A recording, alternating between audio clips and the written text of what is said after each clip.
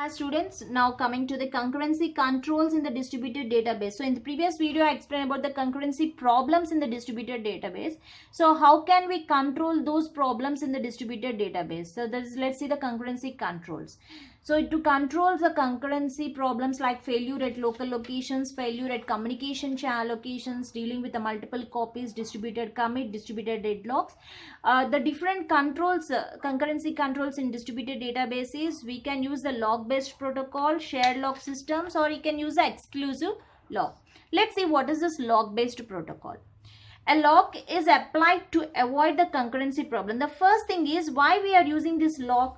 A log is applied to avoid the concurrency problems between two transactions in such a way that the lock is applied on one transaction and other transaction can access it only when the lock is released. The lock is applied on write or read operation. It is an important method to avoid the deadlock. So to avoid deadlock, the first thing to avoid deadlock, we are using the log-based protocol. So the lock can be applied to the read or write operation. Read or write operation. Whenever a lock is applied on one transaction, the other transaction is not able to access that. So whenever the lock is released, then only it can access that. So then there is no problem of the deadlock. One after the other, they can communicate and they can perform the read and write operation. So this is one method of the concurrency control can be done by using the log-based protocol. And another is a shared log system, that is a read log. The shared log system is only applied on the read operation.